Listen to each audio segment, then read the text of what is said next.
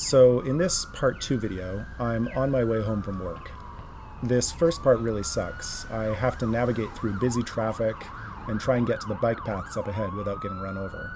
Drivers are pushy and in a hurry to get home, and like I mentioned, there are no real separated paths, at least not at this first part. Thankfully, once I'm on the bike paths, it's pretty safe for a while. That said, as mentioned in my previous video, we really need to extend the bike paths to cover more ground. It's baffling just how many bike paths kind of just end abruptly and how many major gaps there are in the network. I remember an anecdote from Toronto that relates to this. Between 2014 and 2028, Ontario is expected to spend somewhere around like $190 billion on the maintenance and expansion of their roads and highways. That's a staggering amount of money, and a large chunk of it will be spent rebuilding part of the 401. However, despite Highway 401 being literally the busiest highway in North America, it still somehow moves fewer people than a single Toronto subway line. Despite this, there are still people complaining that we're quote-unquote spending too much money on bike lanes. The fact is, the numbers just don't even begin to compare. Honestly, if we're just being incredibly inefficient with how we prioritize infrastructure spending. We should be spending far, far more money on infrastructure that will move more people, like public transit and active transportation infrastructure. Even better, we should be zoning our municipalities so that people don't need to travel large distances all the time. Why on earth do we have residential districts with no commercial space whatsoever? We also destroy valuable industrial land, then we're shocked when the cost of goods keeps going up because we have to import everything. Farmland is another thing that's just being destroyed right now. According to the CBC, because we quote-unquote want more and more suburban houses, we're destroying the equivalent of like 3 farms every single day. Why are we doing this when the vast majority of our housing stock is zoned for like single families? Again, we're just being incredibly inefficient with our space. We shouldn't even be thinking about destroying industrial land or farmland when we could just be densifying single family houses instead. It's crazy that we're not even allowed to build. Literally, we're not allowed to build anything other than single-family houses in most of our residential areas.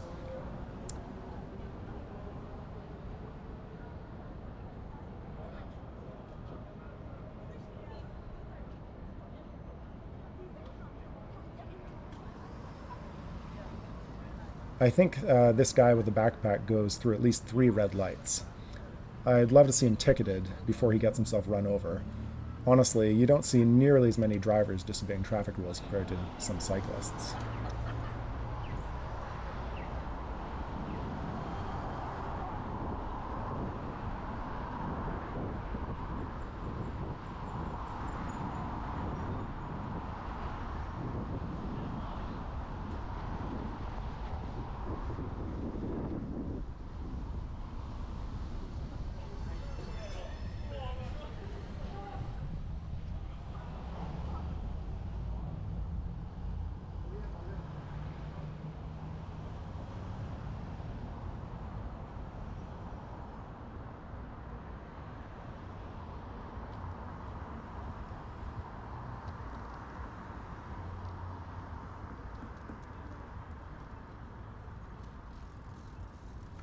And there he goes again.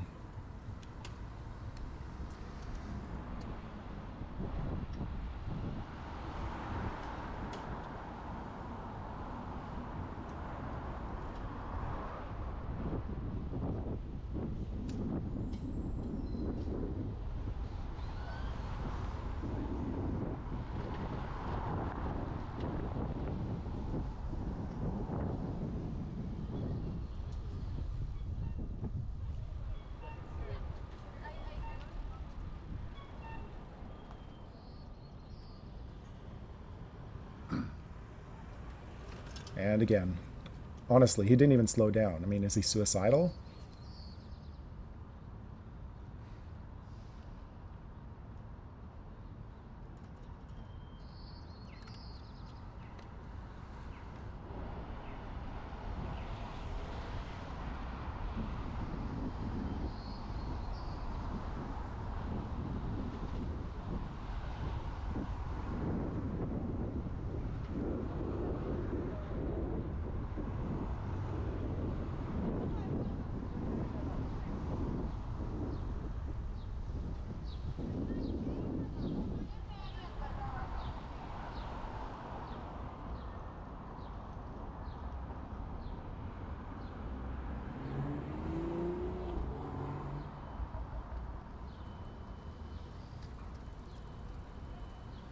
And there's another one. Honestly, I'm starting to think Vancouver has developed a culture of unsafe cycling. We should really get some officers out to ticket these people before they cause an accident and kill themselves.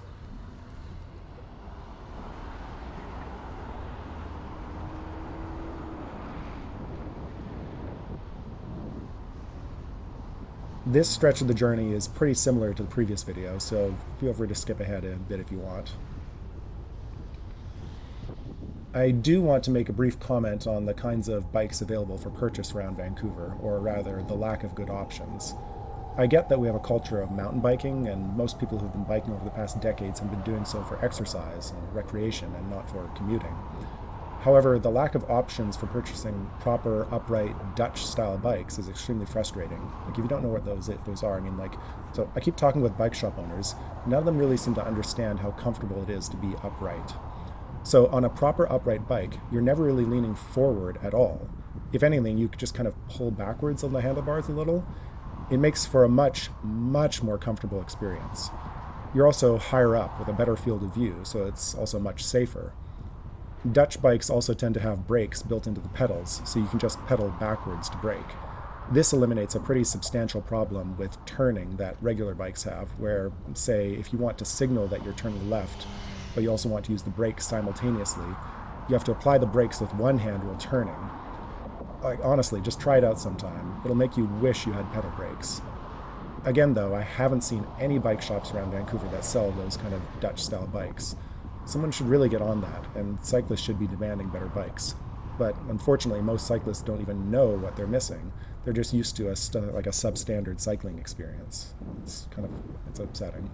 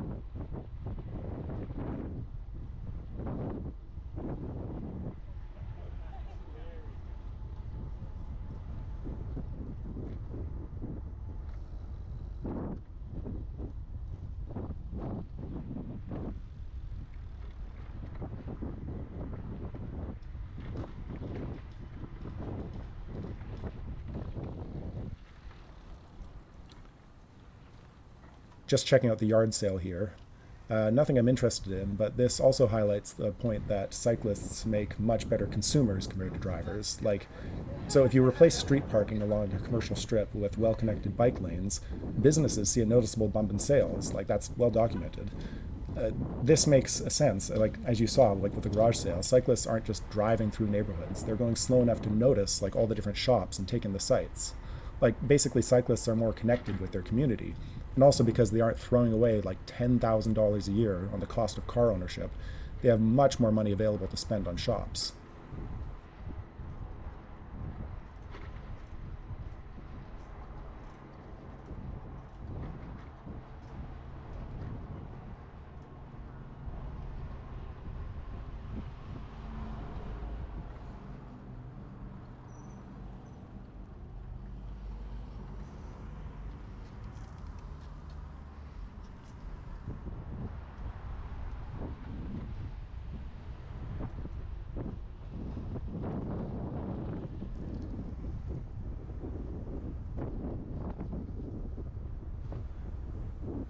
So this is where the route deviates from my commute coming into Vancouver.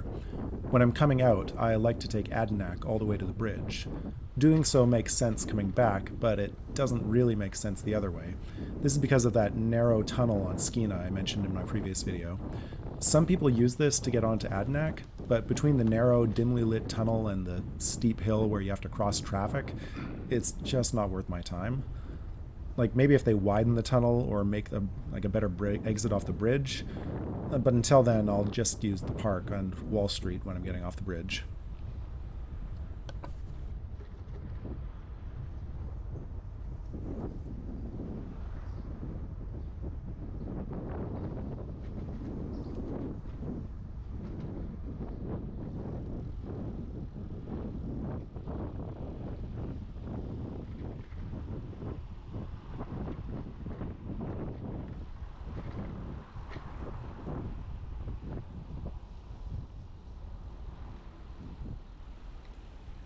I'm not a huge fan of these intersections.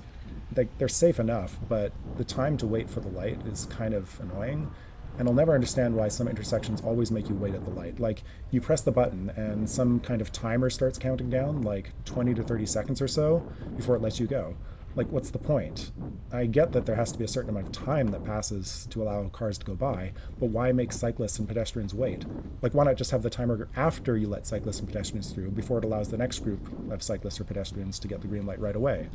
Like, there's literally no point in having that weird, like, 20-second delay. Like, other intersections are much better and let you go right away like this, so I know it's possible, it's just we're not doing it in all intersections for some reason.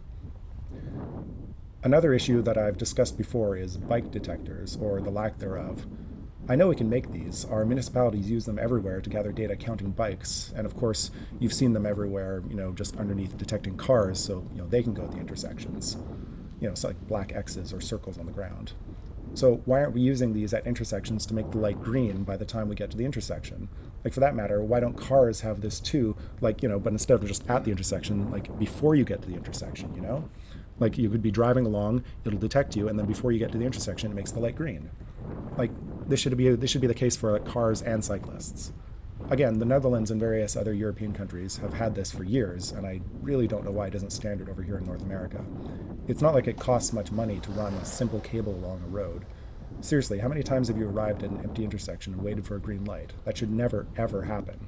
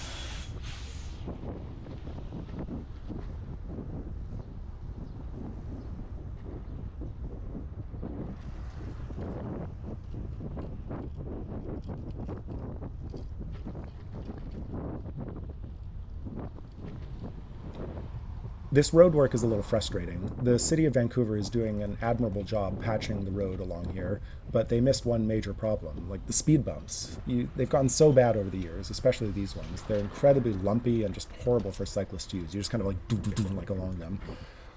Come on, City of Vancouver, please fix these.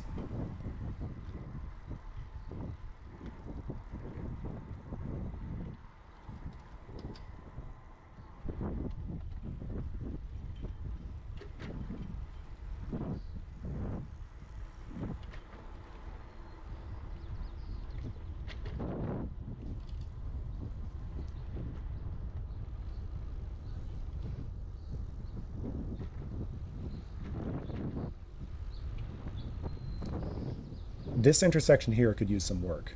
It's usually quiet, but it really has terrible visibility around the corners, so you really have to get onto the road past the stop sign to see if there are any cars coming. One easy solution would be to add a raised crosswalk on the left and right sides, forcing cars to slow down and allowing cyclists to know that if a car is coming, it will at least have to, slow down.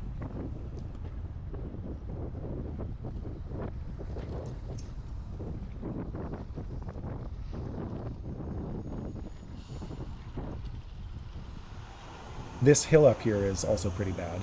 Most cyclists coming this way, myself included, need to turn to get onto the bridge, but there's no cycling infrastructure. Seeing as this is part of a major cycling route, like on and off the bridge, they should really put a proper Dutch-style protected intersection here with separated bike paths. That or at least put in a roundabout or something. I think buses can handle roundabouts, right? Or maybe? I don't know.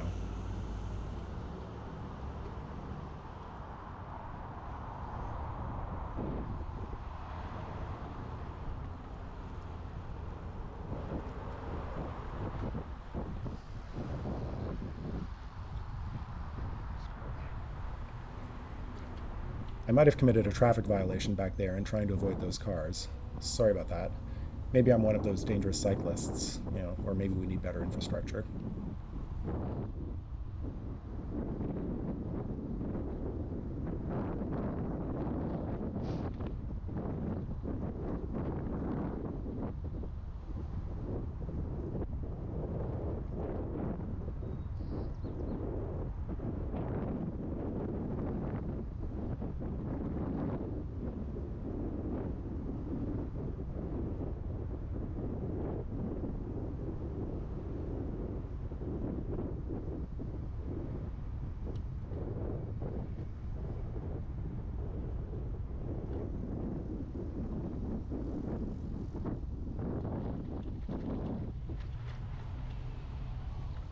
Okay, I'm getting through these stupid intersections onto the bridge is super annoying. There are slip lanes on all four corners. These should all just have raised crossings to force cars to slow down. There's also not enough room on these tiny islands for cyclists and pedestrians. It's basically packed once you get 4 bikes on there. Ideally, I'd like to see these slip lanes removed entirely, as that would be much safer. Not to mention it takes forever to wait for the light, and there's no shade to protect you from the sun. Yeah.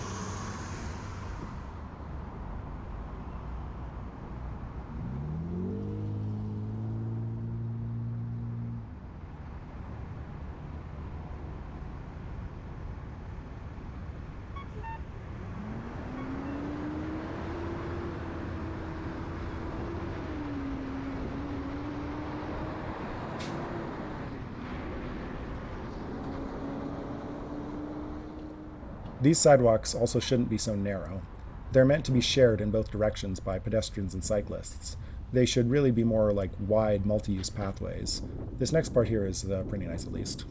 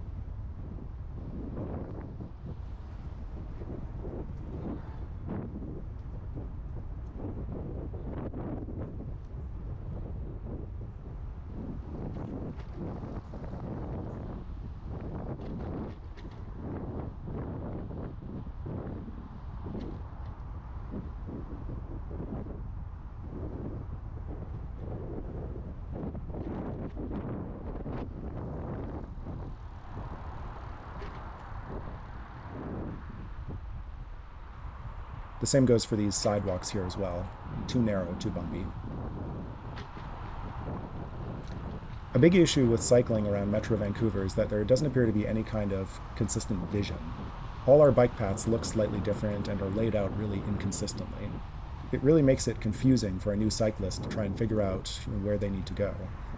One really simple thing we can do to make this easier is to do what they do in the Netherlands and paint all our bike paths and bike lanes one consistent color, like green or red or something. This should be the case everywhere across BC, if not all across Canada. Some studies have shown that painting bike lanes green doesn't really impact safety in a positive light, but it's not about that. The benefit of wayfinding is what we're talking about here, and that would be immense. I can't tell you how many times I've biked to a new area and struggled to figure out where the bike path started and ended, and even what even counted as a bike path versus a pedestrian path, and so on.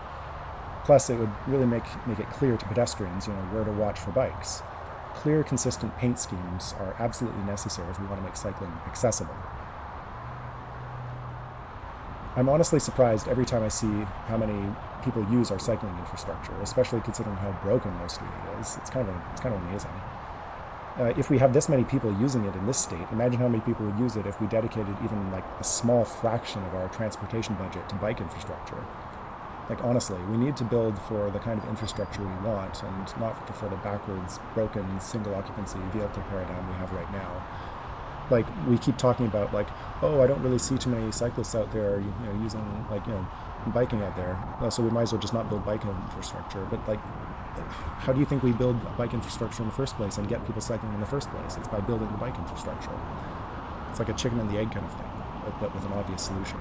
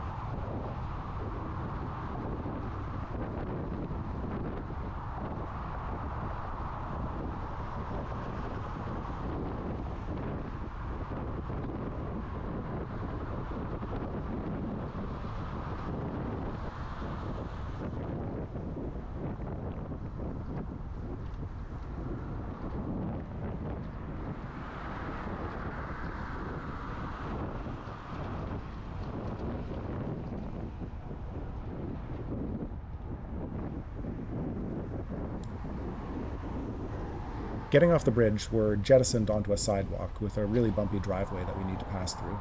This should be smoothed out.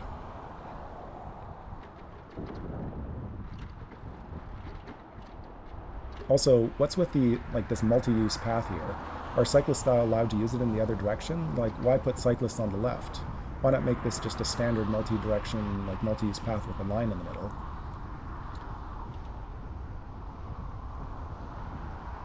Seeing as this is just a sidewalk, there are lots of wooden poles that get in the way.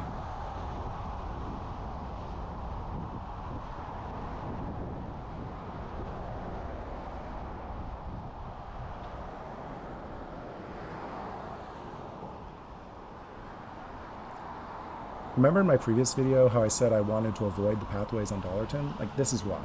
Look at these stupid bollards and the bumpy paths with giant holes in them. Coupled with the wooden telephone poles jutting out everywhere, plus the on-ramps that don't line up with the paths, it all just really feels like the people who planned this just weren't really thinking about pedestrians and cyclists. It's a shame because parts of the path are really quite nice, with really nice tree coverage and everything. That said, I wouldn't be surprised if this path was unusable in a few years due to roots growing out on the path.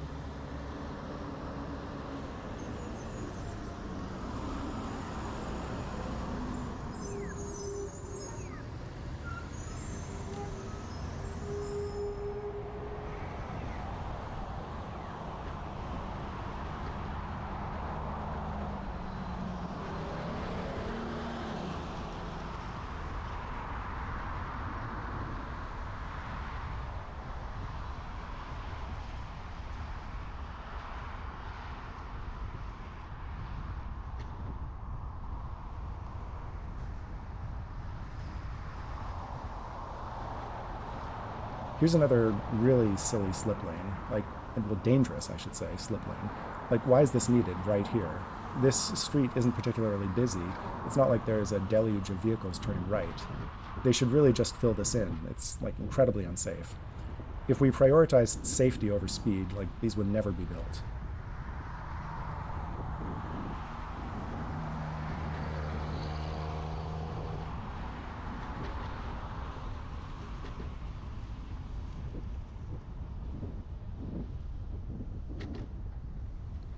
Here you see me dipping into traffic. This is because, despite the multi-use path continuing on a little further, it's literally unusable due to roots having grown into the path, making it just literally so bumpy you can't even. It's funny, the roads in the district are actually in great shape, much better than those in the city of Vancouver, but we really don't want to spend any money whatsoever on the rest of our infrastructure apparently, so we just let all our bike paths and walkways fall apart.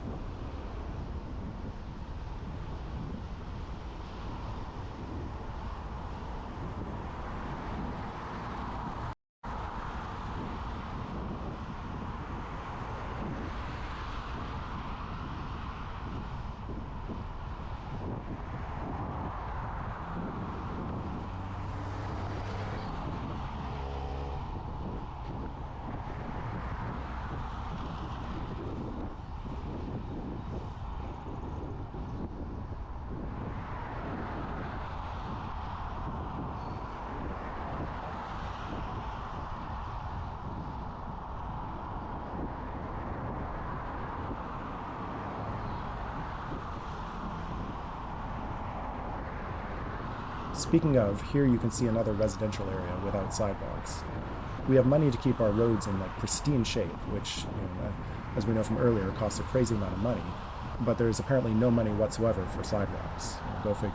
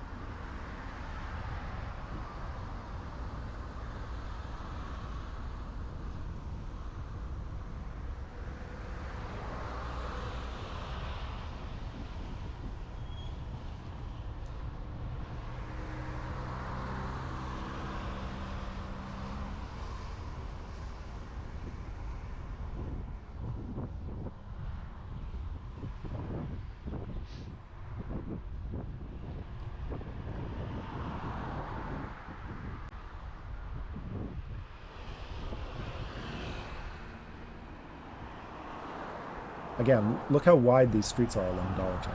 You could easily narrow these slightly, lower the speed limit, and have room for a sidewalk on the right, and a multi-use pathway on the left. Like, I measured this; it would absolutely work. Like, come on, District of North Vancouver, everybody wants this. Let's make this happen.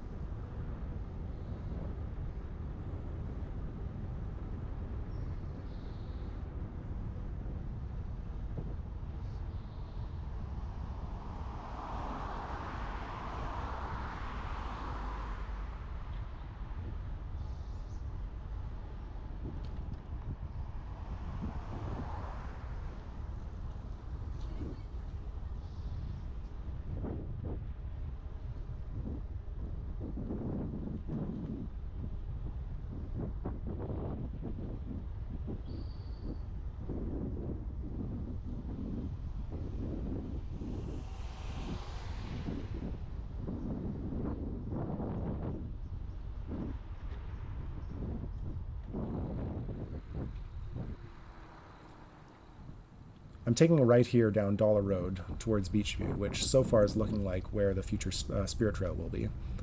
I'll end things here for now, but if you have any questions or comments, leave them below. I'm not sure if I'll make any other videos, but if I do, the next one will probably be a trip from Deep Cove to Lonsdale Quay along Mount Seymour Parkway and the Spirit Trail, of course.